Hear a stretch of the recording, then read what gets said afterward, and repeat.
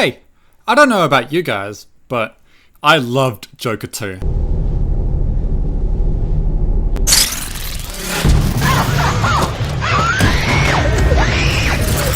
Alright, I'm gonna be completely upfront with you guys, but the movies that came out in 2024 kinda sucked. It feels like movies are falling down a trap where nothing is original anymore. The entire top 10 is either a sequel or remake. Everyone loves original movies, but I also don't blame studios for continuing down this path since the general audience loves sequels. Speaking of sequels, let's talk about the worst movie of the year. You got a flair for the dramatic. You are tugging at my heartstrings, little Gary. We all know how shit this movie is. Now, the way I rank these movies is a mixture of how good I think the movie is critically and how much I enjoy it. And admittedly, in some aspects, it's a well-made film. The visuals are great, the costume design is really good, and the performances are actually pretty good as well. Do I think this movie is objectively the worst film of the year? No. Is it my least favorite? Absolutely. I wish this film never fucking existed, because it absolutely destroys the first film. I remember when I was younger, people would think you were weird for liking Shrek, but that third film was so bad that it severely clouded people's judgment of that franchise. And sadly, the same thing will probably happen with the first Joker film. That film is an excellent character study about a mentally ill loner turning into the Joker. And this movie says, fuck that, Arthur Fleck was never supposed to become the Joker. In between the horrible story and these worthless, lifeless musicals that, yeah, sure they look cool, but add quite literally nothing to the story. It's Mufasa all over again. I really think that this film perfectly encapsulates the problem with movies this year, which is a pointless sequel that was made to make more money rather than to continue and expand upon a story. I felt like I ate a nothing burger, except it also made my previous quarter pounder shit. Anyways, I'm gonna erase this movie off my mind now. What's next? Oh fuck. Today he's here to auction off a single edition NFT. Oh, you heard that right. The plot of this movie is stealing an NFT, and to make things worse, this is the comedy. Ball so hard, ball so hard, ball so hard, ball so hard. You don't have to do that. Ball so hard. We get it. Ball so. Listen, I don't have a problem if you enjoy this movie. In fact, I wouldn't be surprised if a lot of you guys did enjoy it. As for me, I was falling asleep the entire time. Kevin Hart is actually pretty funny in his interviews, but in movies, he's a hit or miss. And this is definitely another miss for me. He has banter with his ex-girlfriend in this movie, and I don't think I cracked a smile a single time when they were on screen together. Which is a shame because I went into this movie expecting to laugh at the film. But nope, I was really bored and it made me fall asleep. The first hour or so was absolutely dreadful, and I turned the movie off after this scene. But the movie gets better once the plane's in the sky. And the action isn't too bad, but it's still not great. This is why nobody likes Netflix originals. And speaking of, we have another one. This is the end of your story. Oh, scary! Oh, shiver my timbers! Shut up, man! The worst movies for me are the boring ones. I can swallow a shitty movie if it's funny to laugh at, or if the action is mildly entertaining, but this film achieves none of that. I turned this movie off 3 times before ultimately finishing it. It's so forgettable that I finished writing the script and I completely forgot to include it until my dad watched it the other day. Millie Bobby Brown is a good actor, but she's so dry in this movie, and she's the only reason I even watched this movie, so that wasn't great. Now, this is admittedly very personal, but I cannot be the only one who thinks this. It's when people in movies talk very formal. Stop talking like you're in 1000 BC. You don't feel like a real person, and I feel like it does nothing but hold back the actors' performances, and especially their personality. There is not an ounce of energy anywhere, and I genuinely believe that dialogue is the reason for this. Anyways, I hope to never watch that movie again, so let's talk about Behold the power of the cock. the villain in this movie. His name is Cockroach Man. I would have liked this movie more if they called him Cockman. Anyways, this movie kind of sucks. It feels like every scene in this movie is waiting for a funny punchline, but they forgot the funny part, so it just ends with a punchline. I was like this the entire time. And for a movie whose entire goal is to make me smile, yeah, it didn't really achieve that. Except for the baby, he was funny. Also, the best character in the entire series isn't here until like the last 10 minutes. So instead we get mega minions. The other movies had some heart in it. Gru generally learns a lesson by the end, or he falls in love with someone. But in this movie, he's just hanging out. Is it the worst movie involving the minions? Yeah. At least the other ones made me laugh even if the movie wasn't good. This one was a chore to sit through though. And speaking of disappointing follow-ups,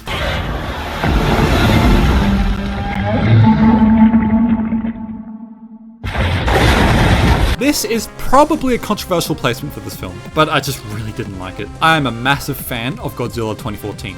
The main complaint of that movie is that Godzilla doesn't have that much screen time, but in my opinion it helps the movie. For example, the opening scene doesn't show Godzilla even once, yet Godzilla's impact is still felt since it caused the earthquake that ultimately killed Walter White's wife. His presence is felt throughout the entire film even if he isn't on screen. And the complete opposite is true in this movie. He actually feels like he's an afterthought because I genuinely forgot he existed in some parts of this movie. What this movie does do well though is Kong. He's actually quite likable and not just some killing machine, especially when he's with that smaller monkey. He shows off his personality quite a lot. But honestly, my favorite part of this whole movie was that me and my friend had so much fun shitting on this movie. Did I have fun with this movie because it was shit? Yeah, I did. But I would have rather had a movie that followed in the footsteps of its first 3 films. It's a shame I had to compete with Godzilla Minus One. We went from one of the best Godzilla movies ever made to one of the most disappointing. Stop. Stop to me. Baby, please, just stop. You stop. Please stop. Honestly, this movie was better than I thought, but only because I had a great time laughing at it and my expectations were dead low. I genuinely think there's a decent story behind all the shitty acting, horrible dialogue, and boring cinematography. And the message of the film isn't bad either, but I just kept laughing at this movie. I mean, Blake Lively plays a girl called Lily Bloom, and she owns a fucking flower shop. This isn't a comedy, by the way. It's a film about domestic abuse, and at points the film did feel serious enough to grab my attention. In fact, the movie gets really dark at some points, so my mood was all over the fucking place. One minute I was laughing my ass off, and the other minute I was like, what the fuck? This movie is definitely worse than a few movies I've already mentioned, but I had a lot more fun with this one, so it deserves this ranking. Alright, we finally made it out a sewer of shit, only to find ourselves with movies that are, yeah, it was alright, but I won't think about it very much. My personal favorite? I mean, it's a movie that exists. I was in Tasmania when I watched this film, and I had 3 hours to kill before I travelled across the state by bus, so I killed the time by watching this movie. It's basically about going to the moon and the corruption behind it all. It's actually very educational, which I enjoyed. I actually searched up what genre this movie is, and it says romantic comedy, and let me tell you guys, this movie is not funny. But the romance part was pretty good between these two actors. They had good chemistry with each other, and Channing Tatum's character specifically was my favourite part of the film. There's a great scene in an interview where everything turns to shit, and I'm so glad it happened because it's like the only bad thing that happens up until that point, which made it pretty fucking boring at points. But the best scenes were when these two were flirting on screen together. Plus the ending was pretty cool. Alright, let's talk about a weird movie now. The style of this movie is so incredibly unique. From what I can tell, people are very split on it, and I'm kinda on the side where I like it. It's just so different. It's a weird movie for me to rank though, because on one hand, the story can be interesting, but on the other hand, everyone is way too fucking horny in this movie. I have to say that the characters are very unlikable by the end of the movie. This is a spoiler, but you shouldn't watch this movie anyway. Zendaya has a husband and kid and then goes on to cheat on him. Like, how do you expect me to root for her? It's a good story watching a person who couldn't compete any longer due to injuries become a coach. And the cinematography and soundtrack are really good. But this movie has a lot holding it back. Just remove the weird kinky shit, man, and this movie could have been good. You're beautiful. Alright, hear me out. This movie is not that bad. I really like how disgusted everyone is just because someone is different. You know, it's a classic story of what's wrong with being different. And so it's fun to watch that character try and prove everyone wrong. Plus, Ariana Grande is actually really good. I'm one of those people who rolled my eyes when I found out that she was the lead actor. But she proved me wrong. And visually, this movie is great. But, and there's a big but, I absolutely hated the musicals in this movie. I don't care what anyone says to me, but to me, it always kills the pacing. Okay, this is how I felt. Oh, I actually quite like this movie. I didn't like the music in the beginning, but hey, at least now, oh my god, another musical? Can we please get on with the story?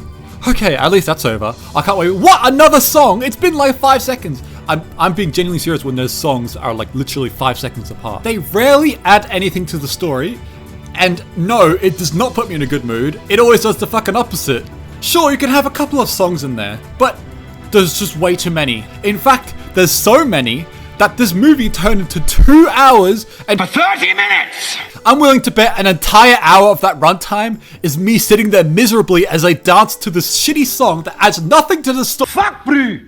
How'd you piss this out off, huh? The fuck you say to me, you little Now this is what I call popcorn movies. Films whose goal is to entertain you, maybe send you a message, but never attempt to do anything meaningful to make you remember. The opening 20 minutes of the film was definitely the most engaging, as watching an elderly lady get scammed is actually pretty sad and is an issue that honestly is not talked about enough. And then this movie basically turns into The Transporter. You know, mindless action for the remainder of the movie. But honestly, the action scenes were pretty well shot and choreographed, so I was in for the ride. Also, these two goofballs are in the movie as well, like a lot, which was annoying because I couldn't care less about them. Another thing I really didn't like were the other beekeepers. They're way too over the top, especially that Kiwi guy at the end. Also, I like Josh Hutcherson, but he does not fit this role. This movie was never going to rank high because I didn't give a shit about any of the characters. But if you want to watch mindless action movies, then go ahead and watch it. This just feels right. We will treat you so much. Okay, what is this film's primary goal? To entertain people? Oh, well, good job, Marvel. Mission accomplished. This movie is definitely way too overrated though, because for some reason I see many people saying it's top 5 Marvel movies, and that just makes me sad because I think people forgot how the Marvel movies used to actually be pretty decent. It's a classic case of being the best out of a bad bunch, because Lord knows Marvel movies have been shit for half a decade now. There are some genuinely funny jokes in here though, and the opening was so good. But as usual, there's also horrible jokes. One thing I really hated was how they were shitting on the MCU for the whole multiverse shit, which was actually funny in the beginning, but then they did the exact same thing later in the movie with all the Deadpools. And I just had a frown on my face during that entire sequence. Honestly, I prefer the first movie anyway. Still overall a fun time, and I could say now it's the best superhero movie of 2024. But that's also because its only competition was Joker, and I did not want to watch these other films. Hey, look at that, 3 popcorn movies in a row. Out of these 3 films, it has the best action. It's pretty funny and the cast is great. It doesn't try to do anything crazy story-wise. It's a simple plot which puts emphasis on the action, which is completely fine, but because the story isn't very in-depth, it can't go any higher. But what we do get is so much fun. The stunts are amazing and it really is a love letter to stuntmen. I really liked it when these two were on screen together, and boy does this movie get nuts towards the end. Here's a little fact for you guys. But I am in some movies, but only as like a background character. But I only joined like a few months ago, and people who joined earlier have been in this movie. Sorry. My cabbages! Kung Fu Panda 4. Is it the worst movie in the franchise? Yeah, it kinda is, but honestly it's still a good movie and it gets way too much hate for me. The animation might be the best it's ever been in this movie, and that's saying a lot since the other 3 are beautiful. I also really like the new characters they introduced. The Fox is a pretty meaningful character arc and has a pretty good personality. Although Po follows his fox for like no reason.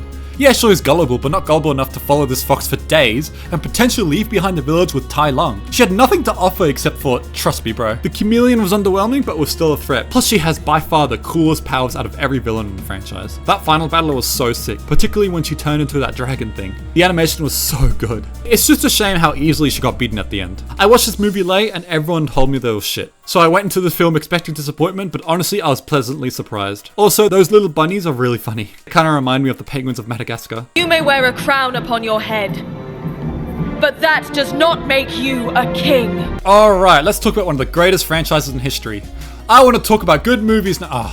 It's just alright. I reviewed my thoughts on the film before looking at anyone else's opinion, and so since then I've been so surprised to learn that no one likes Hera for some reason. What do you mean? She's like the best part of the film. She has a big brain because she outsmarts everyone, making her really fun to watch in battle. Her leadership increases throughout the film, and she has a genuinely good story arc revolving around proving herself. And then people seem to like the villain for some reason, even though he was so dry and was strangely really weak. But outside of Hera, the animation is mid, the story is mid. It's just so bland. Put it this way, if I ever decided to rewatch the Lord of the Rings movies, I'm not watching this. I didn't want to do this, but... Yeah, this movie gets too much hate for me. Don't get me wrong, it's still wasted potential, but I still overall enjoyed the film, especially compared to my low expectations. But this movie has a wicked problem, and I'm sure you've noticed, that is not a good thing. For about an hour, I was seriously enjoying the film. It could have been better than the original film if the final act was good, but it wasn't. It falls off a cliff instead. Scar turning against Mufasa did not feel natural and just felt way too rushed. And because of that, the entire last act didn't feel earned. Also, these two nutcases seriously suck dick. If I ever downloaded this movie, I genuinely would have removed every scene they were in. Trust me, the movie would be so much better. Okay, we're over halfway done with the list and the movies are still mid. Give me something good. Are you guys seeing this? He looks just like you. Excuse me? Why do you look like me? Hey, I actually like this movie. We finally made it to a section of this video where these movies are all good. There's just something so beautiful about watching these movies doing so well. For the longest time, every Sonic game would be consistently shit for years. And it seemed like it was always in the shadow of Mario. But Sonic said, fuck you, Mario. Who needs to make great games when you could just make super entertaining movies? Isn't that better? Oh yeah, that's the stuff. This was another movie that was hard to rank because there are 2 stories happening. One from within Riley's mind, and one for Riley's hockey team trial. And I was a lot more invested in Riley's story. There was a point in this movie where I wished the movie was just about Riley. So whenever we go back to these characters, I was just kind of annoyed. Joy, sadness, and the original emotions are as good as they are in the first film, but I gotta say I did not enjoy the new ones, especially anxiety. I know that's kind of the point, no one likes anxiety, but like they kinda overdid it for me. Embarrassment is so good though. The reason this movie ranks so highly is that the second half was a lot better than the first half. They really start to tackle the reason they made the movie, which is to show how people feel in certain situations, which leads into the best scene of the film. I don't know how to stop anxiety. Well, I told him that I couldn't be able to speak up.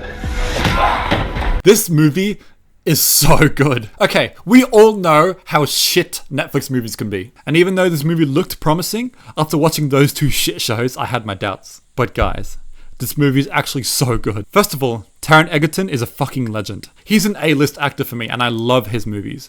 And he once again delivers. This movie is basically the movie Speed and Taken put together.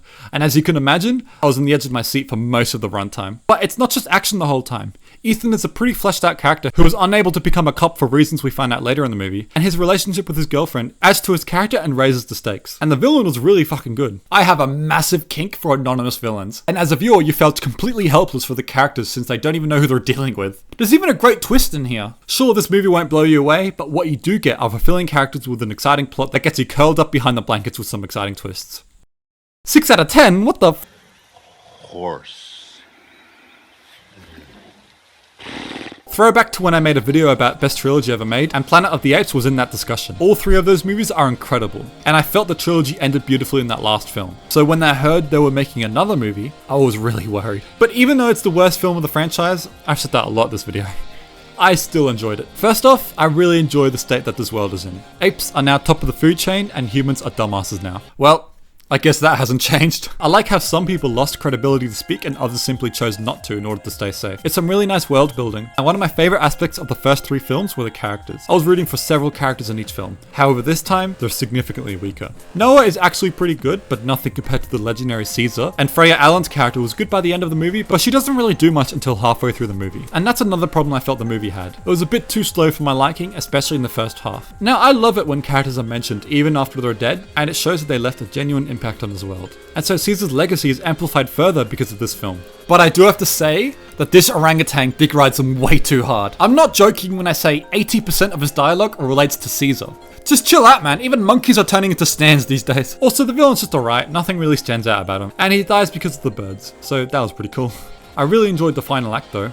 The way they overcame the villain was pretty cool. Oh, it's a beautiful day! Beautiful day!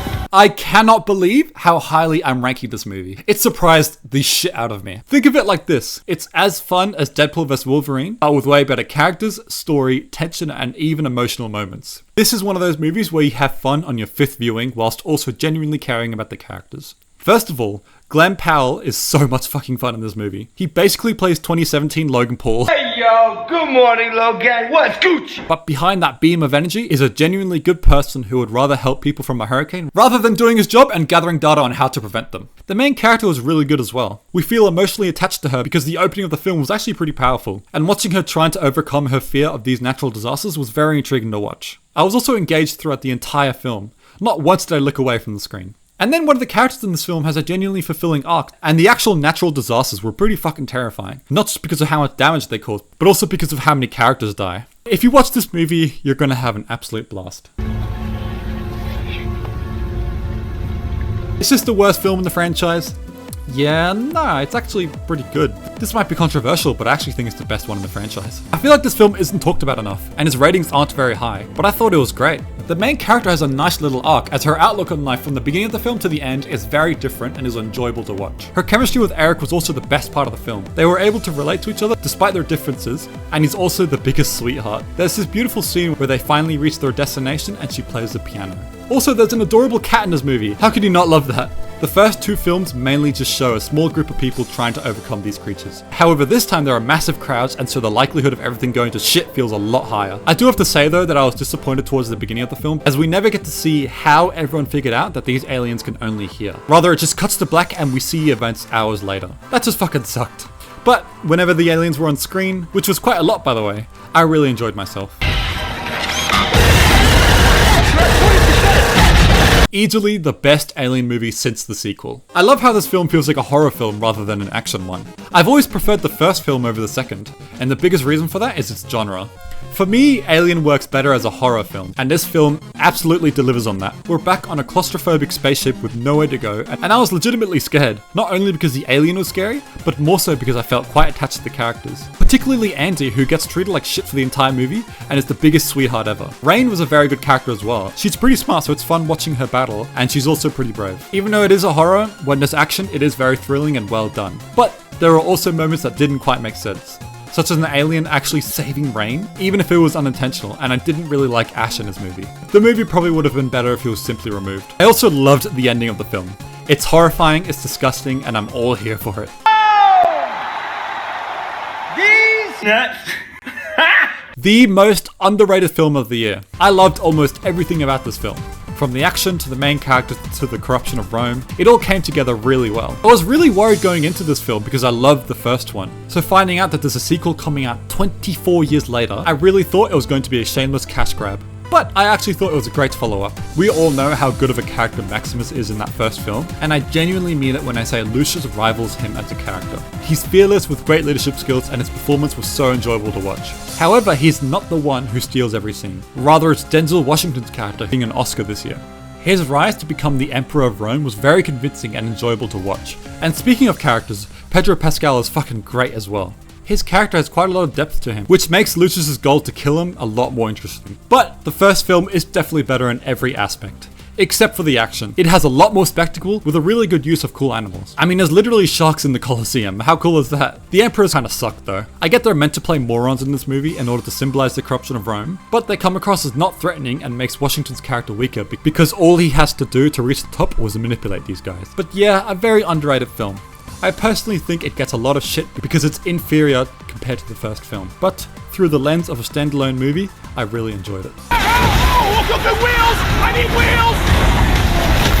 I was so shocked at how good this movie was. Me and my friends knew the Joker movie was bad, but we still wanted to watch it. However, 2 minutes before the movie, they were like, actually, there's a new Transformers movie, we should watch that. And I'll be completely honest, I did not want to. The trailers looked absolute shit, so it took a lot of convincing, but I was like, you know what, yeah, why not? And holy shit, was that the right decision. Do you remember how I said these 3 popcorn movies had good action but lacked the story? Well, this is what good action and an engaging story looks like. It's very much an underdog story, with characters finding the hidden truth of the world they're living in, which hooked me into the story straight away. Optimus Prime has the best character arc in this film. You can see he has potential to become a leader. However, it's a complete goofball which works quite well. And he starts to believe in himself more as the film progresses. One thing I will say though that a lot of other people agree on is that Megatron's transformation from good to evil was way too quick. His motivations are clear from the beginning, but I wish he did some more evil shit before transitioning into who he's become. But as Megatron, he was really fucking sick and led to an awesome final battle. However, before the final battle with Megatron, we have to defeat the other main guy, and he was very predictably the twist villain. But he also has complex motivations as we find out that he's actually being controlled by these guys, who look really fucking cool. The world building is actually really good. The worst part of the movie is sadly Bumblebee though. I've never been a huge Transformers guy, but Bumblebee was always my favorite. And his jokes sometimes are really shit and then he overstays his welcome. One thing I do have to say though, is that even though this movie is really good, it wouldn't make top 3 movies in most years. It's a good movie, but certainly not a great one. For example, last year, there were 8 movies better than this one, which makes a lot of sense because Gladiator 2 is way too high for my liking. But I realize it's because there isn't much competition. Some people enjoyed the movies of this year, but when it comes to the truly great ones, it was pretty underwhelming. In a year of pretty underwhelming movies, we did get 2 truly great movies this year. Movies that rank highly within their own genres and are really enjoyable to watch from start to finish.